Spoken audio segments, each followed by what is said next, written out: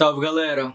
Então, tem alguns meses que eu mudei a minha descrição no Twitter de algo mais focado ali na minha carreira, da graduação ao doutorado atual dentro da UNB, para algo que traduzisse as pautas que eu defendo em poucas palavras. E desde então, eu tenho sido questionado sobre uma expressão que eu coloquei lá, que é de igualitarista, reformista, revolucionário, me perguntando como seria possível ser reformista e revolucionário ao mesmo tempo, né? Não seriam coisas que se anulam. Então, depois de enrolar um bom tempo para produzir esse vídeo, vai esse vídeo aqui para tentar explicar por que eu acho que é plausível e recomendável que haja uma agenda de reformas que contribuam com o fim da revolução. A questão do igualitarismo eu não vou abordar aqui.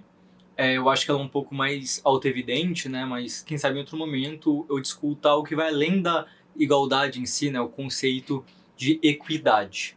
Sobre esse aqui, eu acho que uma boa forma de começar a discussão é pensar como tanto posições reformistas quanto posições revolucionárias podem ter qualidades e defeitos. Ou seja, evitar um maniqueísmo simplista, né, que vai colocar um como totalmente bom e o outro como totalmente ruim, e mostrar como as abordagens reformistas e revolucionárias podem ser inadequadas em diferentes contextos. Então, por exemplo, eu mesmo defendo revolução, mas é comum encontrar outros revolucionários que parecem que estão mais interessados em manter uma carteirinha de vanguarda radical, se autoelogiando como o herdeiro legítimo de Marx e de Engels e chamando todos os outros de revisionistas e contra-revolucionários, porque só eles são revolucionários, e fica muito mais tempo demarcando posição do que, de fato, quebrando a cabeça com a questão da disputa política.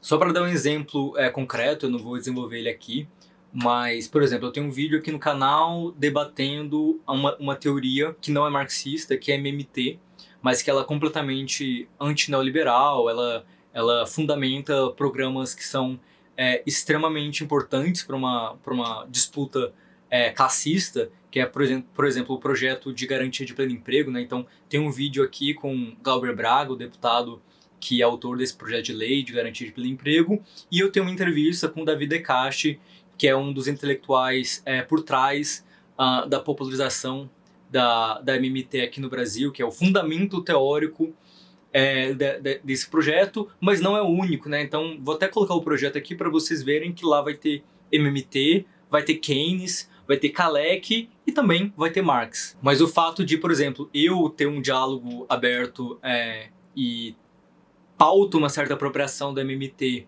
o fato do Humberto Matos, do Sai da Matrix, também fazer isso, faz com que alguns outros marxistas, inclusive do nosso próprio partido, do PSOL, acuse a gente de ser keynesiano disfarçado, de não ser marxista de verdade, sabe? Então tem essa questão da autenticidade, da identidade revolucionária. E o que eu fico questionando é sempre qual que é o programa de curto prazo desses revolucionários, ou por acaso eles pensam que o socialismo vai cair do céu de Maduro e a população vai estar preparada para isso, então basta eles montarem as massas rumo à revolução, né? Tem uma visão vanguardista, né? Em suma, esse é um dos grandes problemas do campo revolucionário. Já no campo reformista, o traço marcante é o pragmatismo, a ideia de que você pode não fazer uma enorme transformação social, mas você está pautando avanços concretos, seguros. Mas na prática, você vai ver que, por exemplo, os reformistas no Brasil, o que eles estão conseguindo de fato, né? O que foi também a experiência reformista do petismo.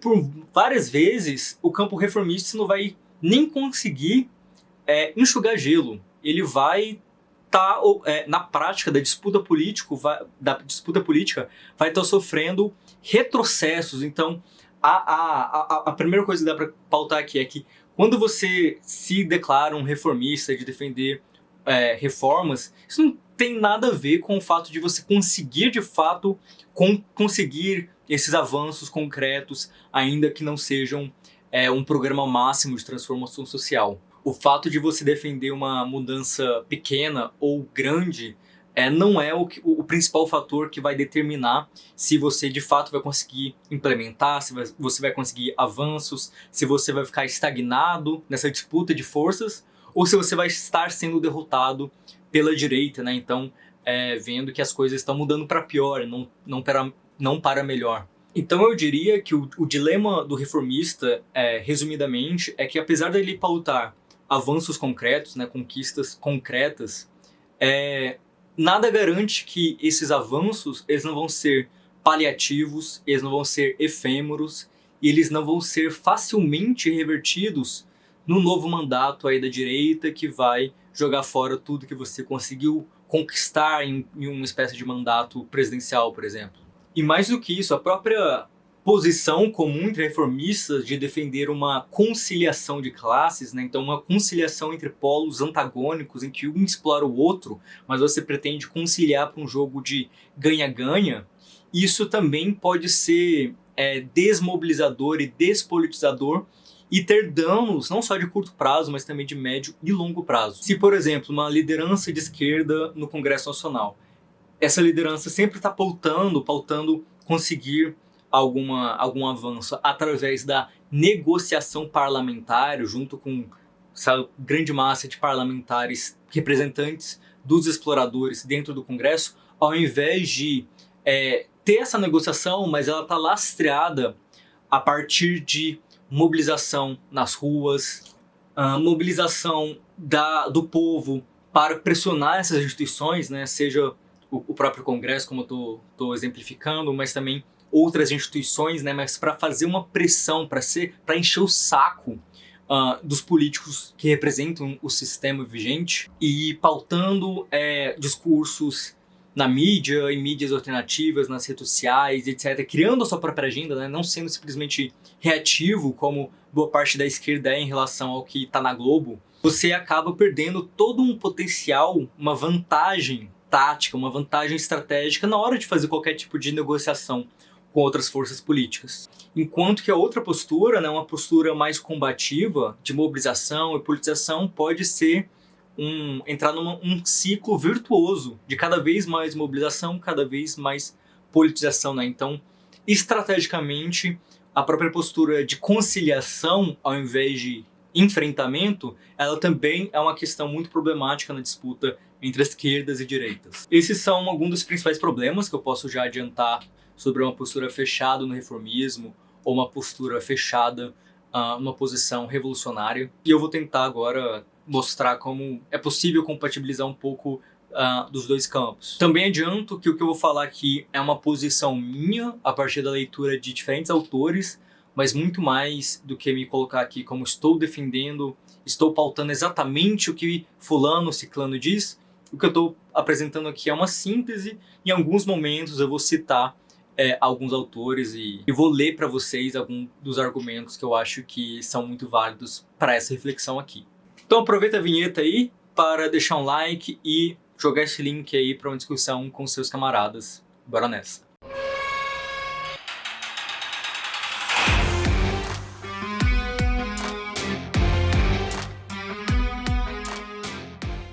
A primeira justificativa da gente vincular reforma com a visão revolucionária é a impossibilidade da gente fazer uma transição ao socialismo de imediato, como se fosse simplesmente juntar aqui vários camaradas que defendem a revolução, pegar em armas e tentar fazer revolução. Isso vai ser uma receita suicida em vários casos. Mas de forma alguma eu vou numa direção oposta, que é colocar que a violência não faz parte da política à esquerda. Por quê? Mesmo que os socialistas sejam pacíficos, a classe dominante não é pacífica. E ela vai torturar, ela vai assassinar, ela vai criminalizar, ela vai prender, ela vai fazer tudo que está ao seu alcance, vai jogar sujo para tentar derrubar qualquer experiência de transição ao socialismo, mesmo que seja pacífica, como foi a tentativa no Chile do começo dos anos 70 aí. E o Salvador Allende, que era um socialista que reivindicava uma transição pacífica ao socialismo, acabou sendo ele mesmo violentamente derrotado, e o Chile, ao invés de fazer uma transição ao socialismo, acabou fazendo uma transição a uma ditadura das mais violentas ditaduras da história da América Latina. E a real é que se você vai atrás da história da América Latina, você vai ver que diversos governos minimamente reformistas, não revolucionários, mas que pautavam algum tipo de reforma estrutural, reforma agrária, por exemplo, né, em um semicontinente marcado pelo colonialismo, marcado pelo latifúndio, isso já é suficiente para esses governos serem sumariamente golpeados, apeados do poder violentamente, com apoio também do imperialismo. Então, só para deixar registrado, né, então, a abordagem da violência por parte da esquerda socialista ela é uma abordagem reativa. Não é porque a gente gosta da violência, mas que a gente precisa utilizar da violência para se defender, para defender a legitimidade de uma construção popular do socialismo. Mas o meu argumento é que, para discutir pautas reformistas e o horizonte revolucionário, você primeiro precisa saber em que contexto socioeconômico, sociopolítico você está partindo. E no nosso caso, a gente está partindo de construções de repúblicas democráticas liberais que são completamente fragilizadas e vulneráveis à influência externa do imperialismo e de uma elite que não está disposta a ver ela mesma perder privilégios, né? A ver ela mesma tendo que ceder sua propriedade, sua renda, em nome de uma melhor redistribuição e quanto mais de uma contestação da própria falta de legitimidade, né, que essa riqueza foi parar na mão desses sujeitos.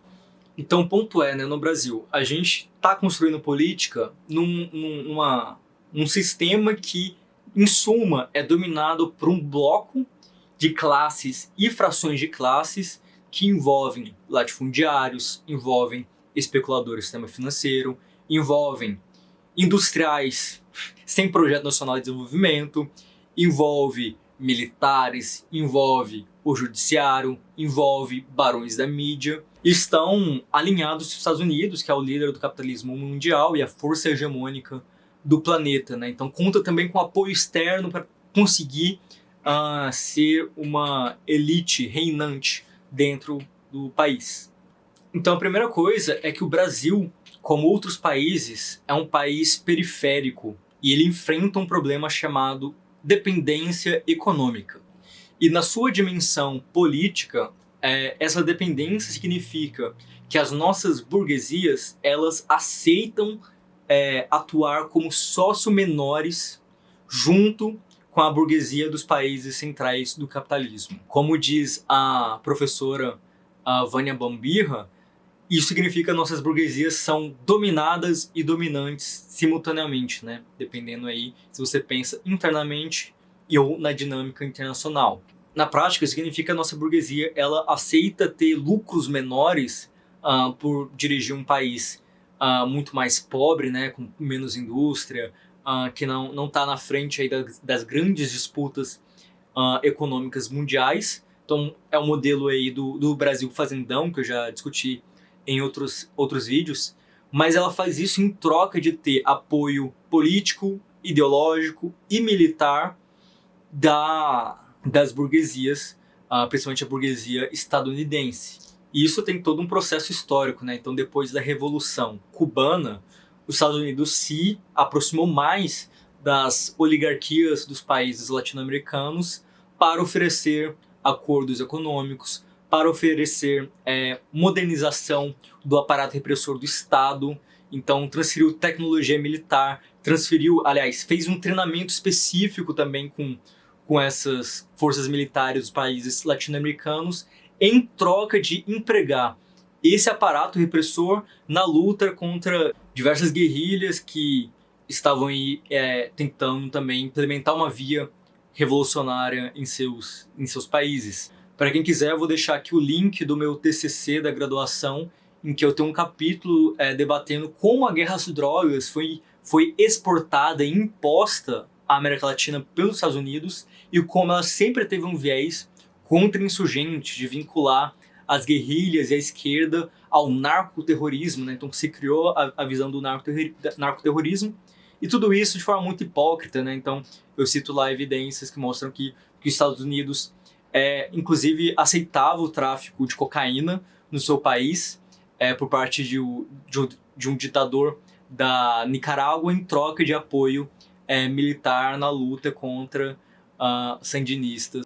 E para além desses casos de intervencionismo golpista, reparem bem como os Estados Unidos está sempre lá para tentar emprestar um verniz de legitimidade a ditadores e golpistas e torturadores em diversos países da América Latina. O Duque na Colômbia, o Piñera no Chile e a Añez agora na Bolívia. Todos os governos aqui vizinhos, eles aceitam serem peões, serem governos fantoches dos Estados Unidos. Bolsonaro, então, nem se fala, né? É assim que funciona a política estruturalmente aqui na América Latina.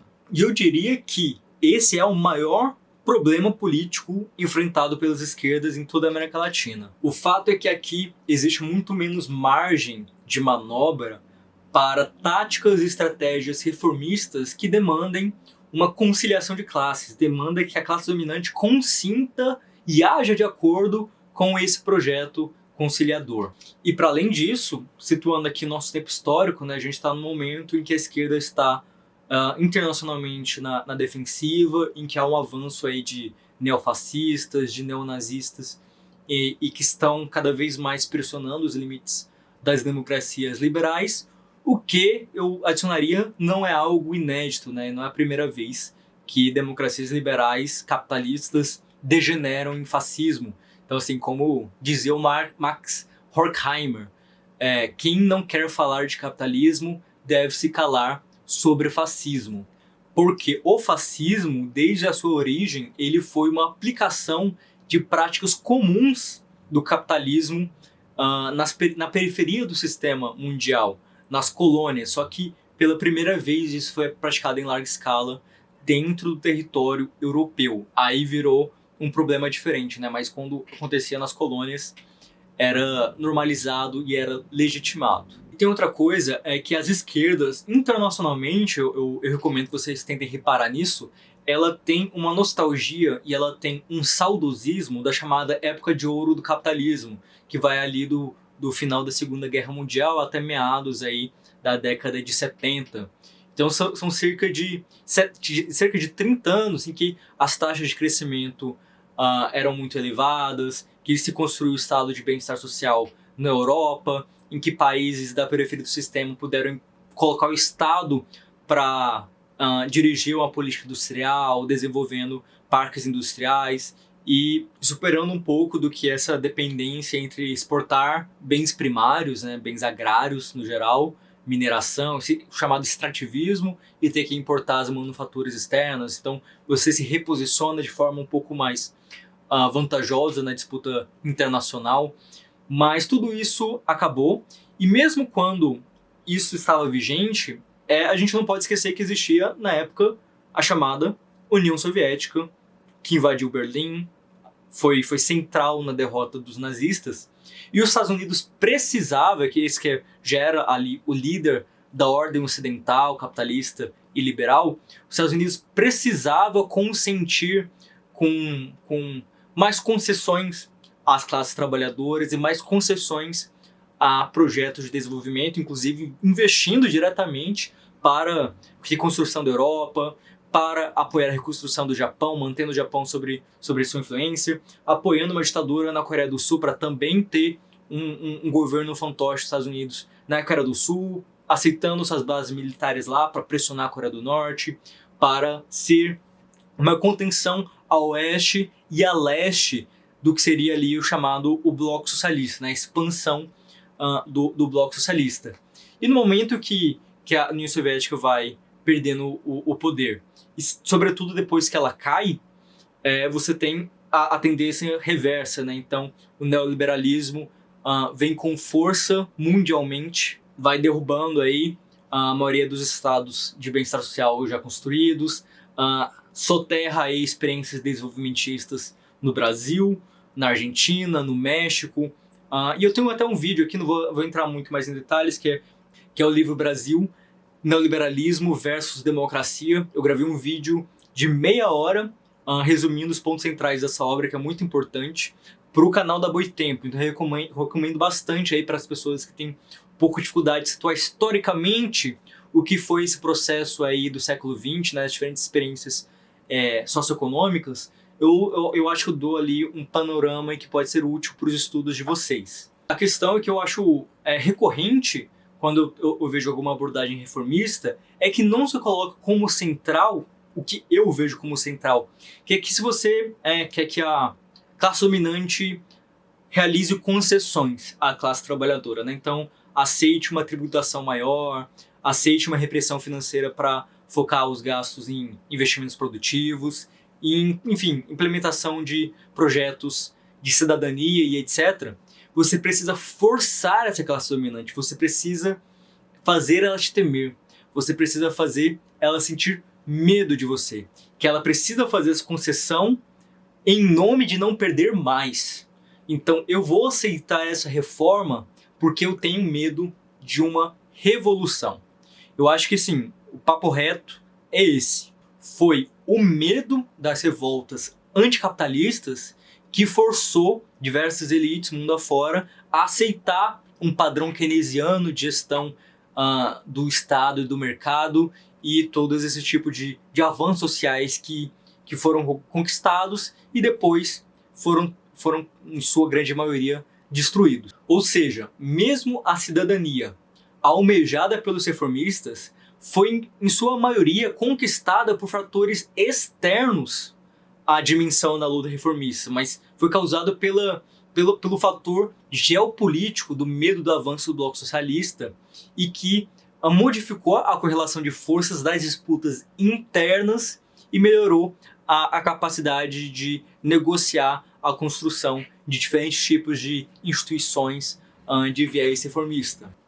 Mas como eu disse, né, dos anos 90 para cá, a regra é privatização, destruição de previdência privada, destruição de educação pública, destruição de mecanismo de sistemas de saúde públicas. E o foco é sempre, né, que o Estado é ineficiente, o Estado leva a crises, o mercado é melhor. Então todo esse discurso neoliberal muito forte e que combinou também com a era da globalização, né? Então acaba sendo chamado era do nacionalismo desenvolvimentista. Eles têm todo esse otimismo com as transformações tecnológicas, a internet, etc.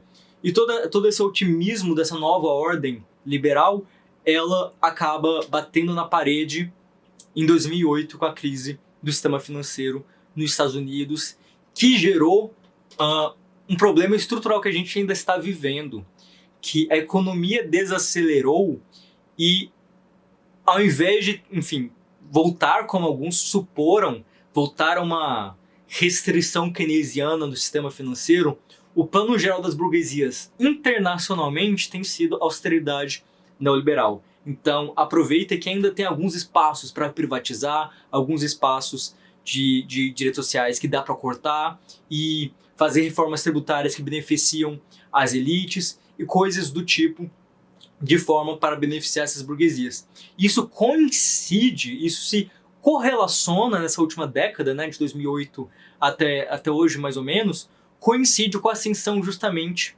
de governos populistas de direita, esses movimentos populares neonazistas e neofascistas. E eu não acho que isso seja uma coincidência, mas eu também não vou desenvolver isso muito agora. Mas eu acho importante demarcar como a gente está vivenciando uma decadência vertiginosa das sociedades ocidentais, né? Eu acho que a pandemia tem mostrado isso também muito bem, porque você vê aí como está a situação no Brasil, situação nos Estados Unidos, a própria também forma em que países europeus sofreram muito com a pandemia, enquanto países governados por esquerda radical, esquerdas mais moderadas, têm se situado melhor, né? Começar pela China, mas também Vietnã, Cuba, Venezuela, governos progressistas também, reformistas como o da Argentina.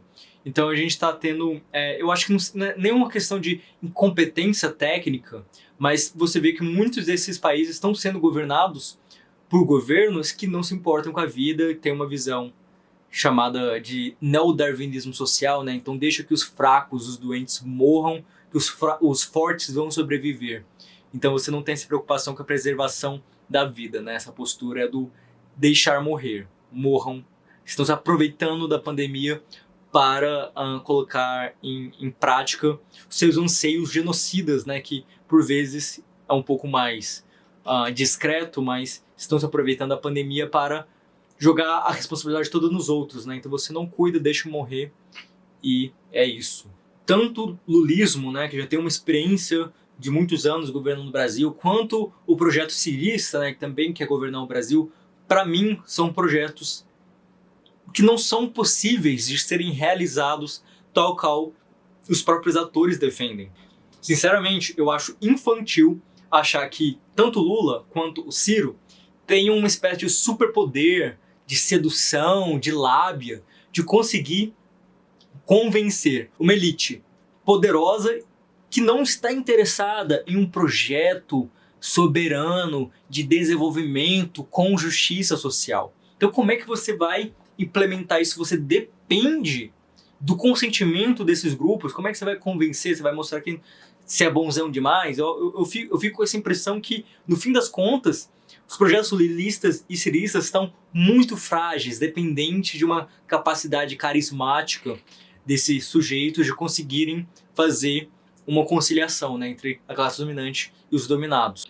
Então, assim, mesmo que você simpatize com propostas desenvolvimentistas, com o lulismo, com o Ciro Gomes, eu recomendo, mesmo que também você tenha medo de uma guerra revolucionária, eu recomendo que você reconheça que, sim, uma vitória revolucionária ela é improvável, mas tão improvável ou mais quanto é a visão de uma vitória reformista em países como o nosso, dominados por elites dependentes, associadas ao imperialismo, burguesas, que não têm pudores em partir para um golpismo mais ou menos aberto para garantir os seus interesses.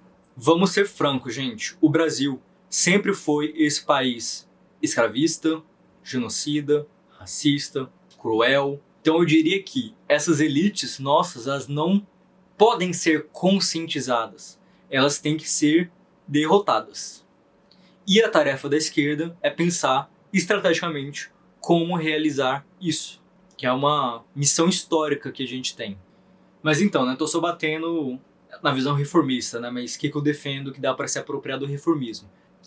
Então, eu penso em avanços táticos que mudem a correlação de forças e mudem a capacidade da gente fazer uma política cada vez avançando mais. E eu acho que isso é muito diferente de uma concepção meramente reformista, porque o reformismo ele está sempre colocando o avanço radical, revolucionário, lá para o horizonte, tá nem vendo a revolução. Enquanto que eu acho que você tem que afinar sempre as duas coisas, né? Então a minha visão é de uma politização, é de uma relação dialética entre reforma e revolução. Então o que eu estou pautando são reformas enquanto mediações táticas, que têm diferentes funcionalidades. Em primeiro lugar, as lutas por reformas, como qualquer tipo de luta política, elas têm um caráter pedagógico. Então, elas ensinam todos os atores envolvidos a como se organizar, a como mobilizar, a como ler a eficácia da sua estratégia, da sua tática, e você vai se aperfeiçoando com o tempo.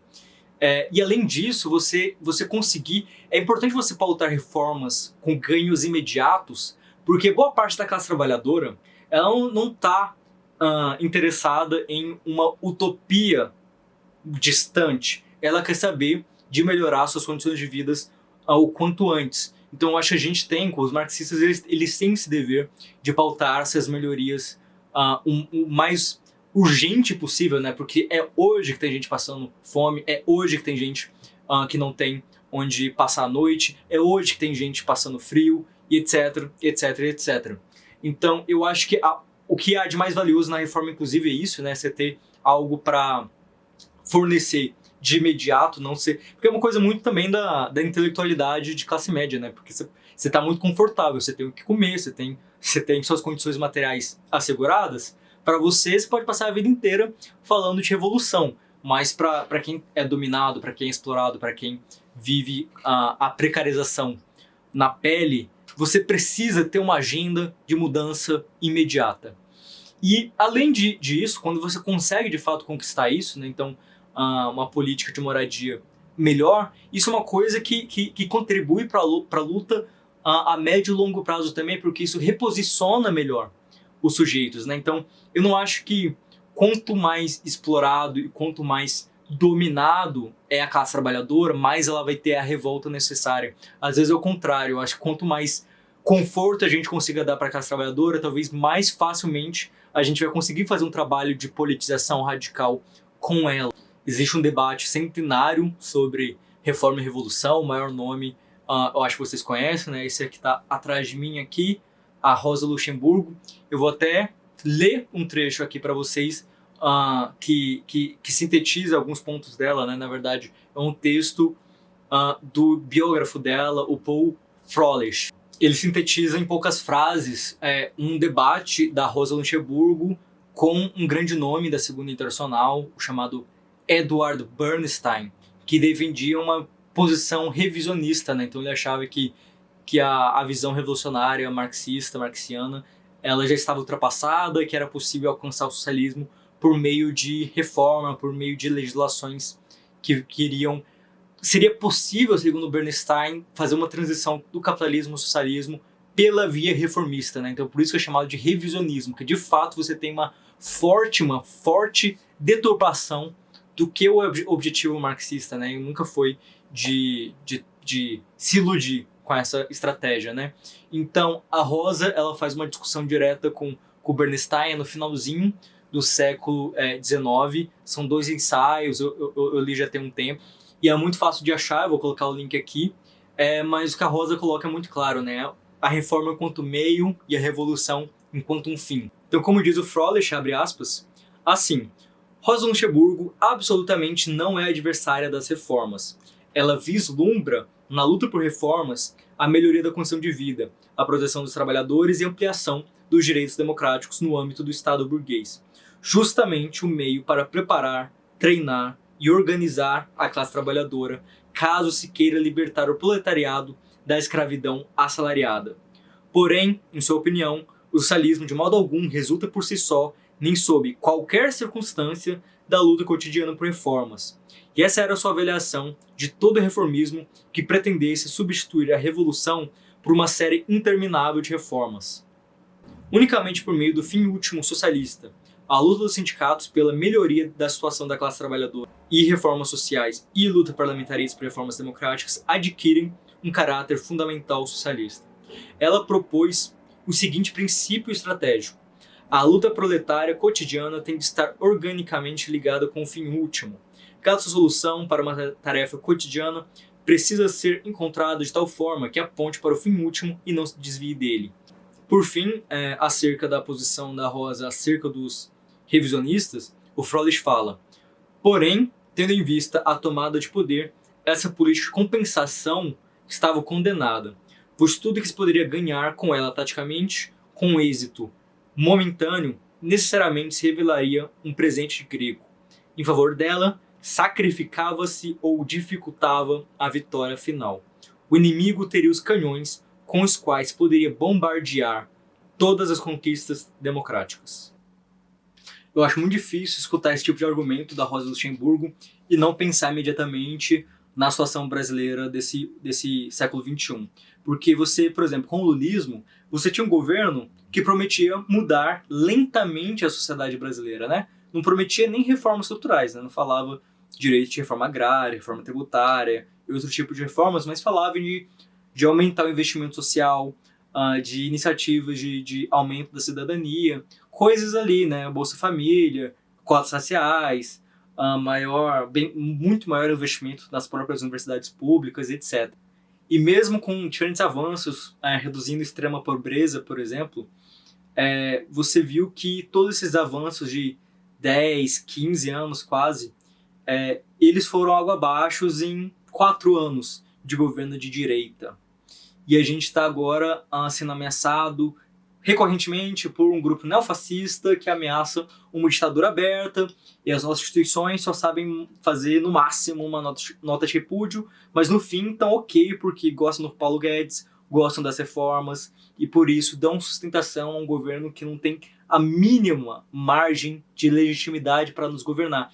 E se analisar quão fácil foi triturar, passar por cima das vitórias difíceis que o lulismo conseguiu, se isso não faz o reformista refletir sobre quão importante é a questão do golpismo histórico, estrutural na sociedade brasileira, eu acho que essa pessoa ela está completamente imersa numa ideologia do status quo, não da sua transformação. E na mesma direção da Rosa, tem um outro autor que também tem contribuições que eu acho muito relevantes, que é de um francês chamado André Gorz. Ele tem um artigo que tem o mesmo nome do ensaio da Rosa Luxemburgo, né, que é Reforma e Revolução, em que ele faz uma distinção entre reformas reformistas e reformas revolucionárias ou reformas estruturais, né? Então ele faz uma diferença de reformas que elas não ameaçam o sistema e outras reformas que ela têm um potencial disruptivo do sistema por alterar a correlação de forças de forma favorável à classe trabalhadora e não à classe dominante. E, portanto, esse tipo de reforma ela cumpre uma função tática muito importante para a estratégia revolucionária. Ele dá um exemplo, né? Não sei se é o melhor exemplo de todos, mas ele fala, por exemplo, uma reforma como melhores salários. É uma coisa que, obviamente, aumenta o poder de renda do trabalhador e é bom para o trabalhador. Porém, ele fala que ela é facilmente cooptada, né? Porque, no fim das contas, isso ajuda também a própria subjetivação do trabalhador enquanto não a pessoa explorada, mas sim como consumidor. E ele fala que mais interessante, uma reforma mais revolucionária que essa, seria a redução da jornada de trabalho, que é algo que impacta todo o funcionamento capitalista, né? Impacta a própria máquina, o próprio sistema de produção de mais valor, né? De extração de valor do trabalho alheio e liberta mais tempo de vida ao trabalhador para fazer sua organização, para fazer militância, mas também para ter mais ócio e coisas que fazem bem para as pessoas, né? Então, a gente está no contrário disso, porque o neoliberalismo generalizou todas as horas de vida, são horas que você tem que ser produtivo, né? Então, a gente não tem mais isso tem diversas consequências na própria saúde mental, por exemplo.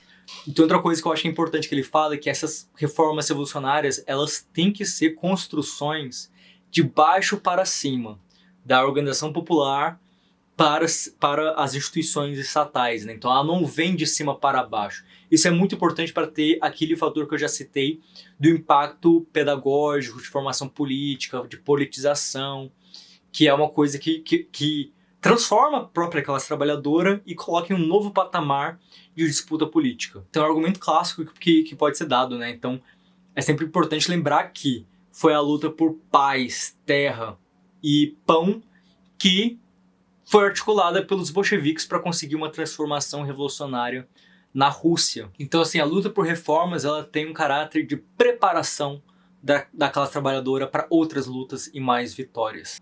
E mesmo que seja central essa construção de baixo para cima, isso não significa que ocupar posições em cima no Estado, nos governos, nos mandatos parlamentares, não seja importante, mas que se torna um pouco mais fácil fazer essa pressão de baixo para cima e quem está lá em cima consegue implementar mudanças que vão melhorar as condições dos de baixo fazerem a sua disputa política. E por que não é a mesma coisa esse tipo de pauta de reformas dentro do marxismo do que foi o reformismo do Edward Bernstein? Eu acho que a principal distinção é que a visão do Bernstein ela é muito idealista e ela é muito ingênua, no sentido que ele acha que existe uma rota gradual e pacífica do capitalismo ao socialismo por meio de reformas. Enquanto na visão do Gorz, por exemplo, essas reformas estruturais elas são sempre marcadas por tensões com a classe dominante. Ela vai gerar o que ele chama de teste de forças, né? Então, cada vez que se tenta implementar uma reforma, tipo uma reforma agrária, vai ter um grande choque social acerca disso. E é preciso sempre mobilização, é preciso politização, uma boa política de comunicação para conseguir que a maior parte da sociedade consiga pressionar a elite a aceitar essa concessão sob medo de que, caso ela não faça nenhum tipo de concessão, essa massa mobilizada ela vai estar mais motivada para radicalizar e para dar mais problemas, mais dor de cabeça para a burguesia, né? Então é aquela coisa de fazer a burguesia querer dar o anel para manter o dedo. E mais do que isso, o Gors fala que ao longo desses choques, em algum momento você vai chegar no momento de ruptura, em que as forças revolucionárias, forças de esquerda no geral, elas vão ou capitularem ao sistema, ou elas vão ser derrotadas, ou elas vão ser vitoriosas. O que a gente mais tem na história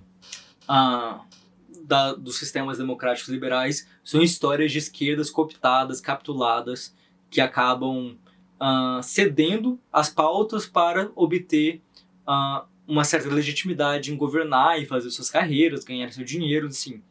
De certa forma, dá para falar uma traição de classe em algumas dessas experiências, né? Eu acho que a mais recente e que marcou muito minha geração, por exemplo, foi a experiência do Syriza na Grécia, né? Que defendia uma agenda contra o neoliberalismo, mas eles, ao invés de irem para o enfrentamento direto, romperem com a União Europeia, o governo ele acabou demitindo o Varoufakis, que era o ministro da economia mais combativo, e capitularam a União Europeia, capitularam ao neoliberalismo. Mas enfim, eu acho uma boa coisa, inclusive, de debater nos comentários aí, são diferentes experiências, né? Não sou um grande especialista em todas as experiências históricas, mas eu conheço um pouco de várias, então acho que é um debate que é interessante que a gente possa ter, né, sobre Venezuela, a própria experiência brasileira, outros governos progressistas na América Latina e em comparação com países que partiram para uma revolução e etc.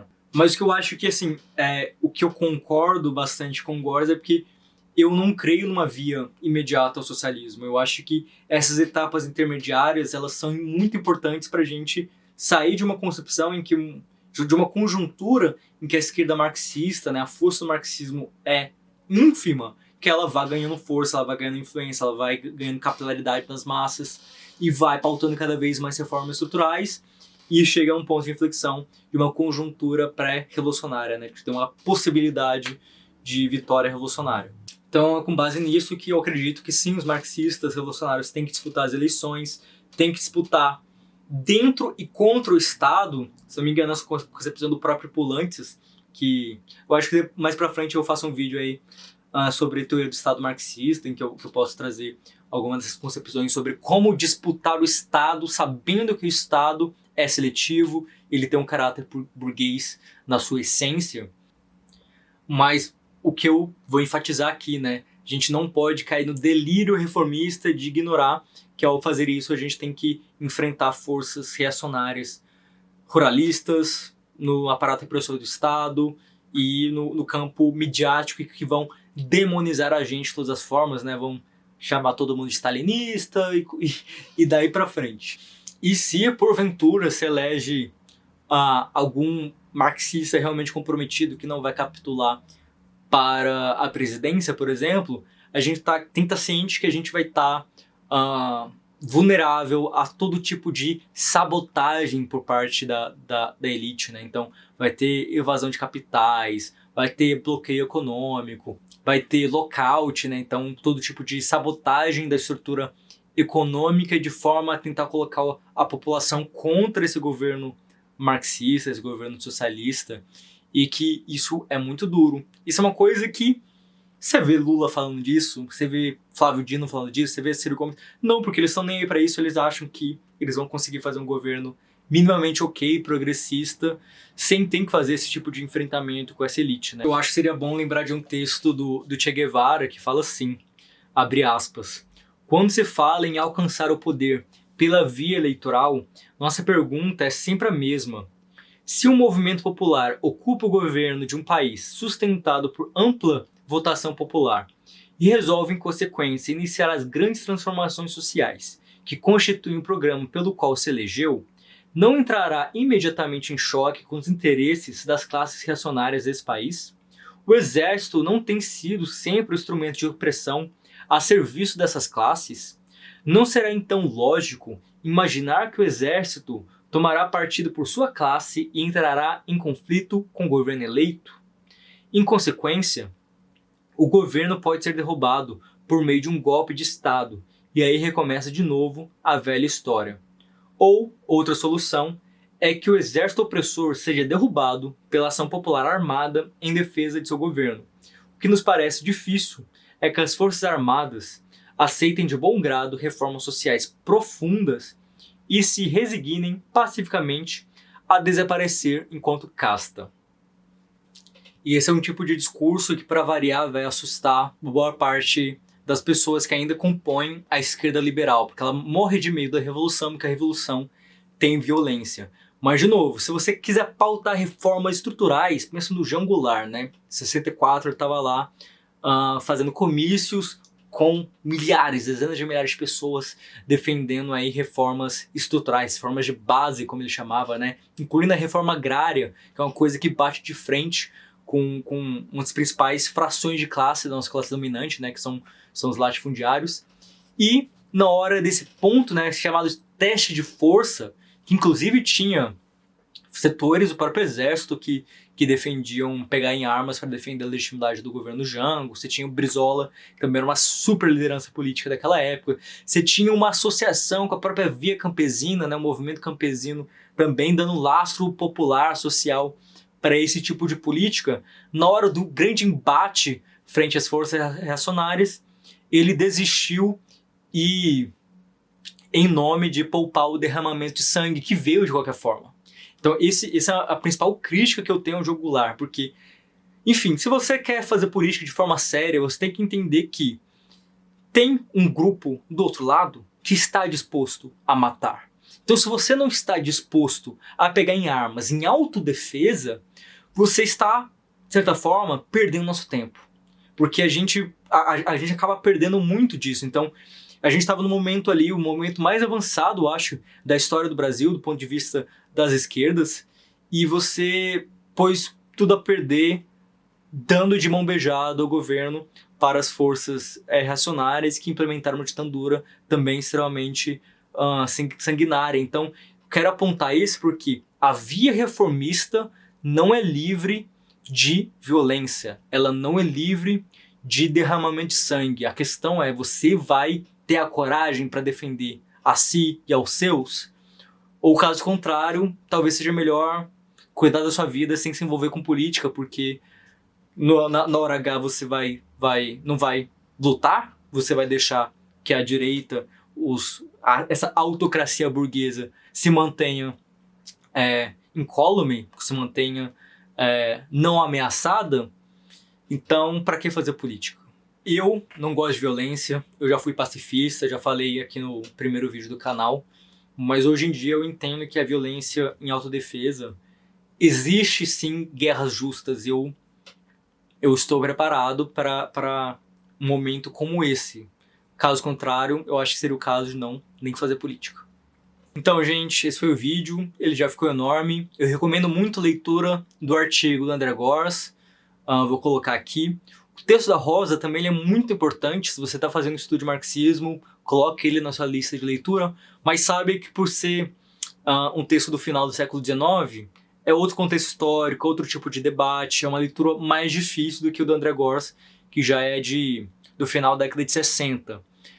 Mas de qualquer forma, enfim, vocês viram que eu tentei balizar essa discussão a partir da nossa realidade, a partir de muito do que eu tenho de mais acúmulo da teoria marxista da dependência. Isso é uma discussão que inclusive me fez realmente me considerar um marxista e revolucionário. Isso foi em 2016, foi a época que eu realmente fui ler os argumentos, né, dos reformistas, dos revolucionários, e eu fiquei convencido com essa questão da teoria marxista da dependência, de que não só existe, como diz o Remaro Marini, um estado de contra-insurgência na América Latina, mas existe um estado de contra-reforma.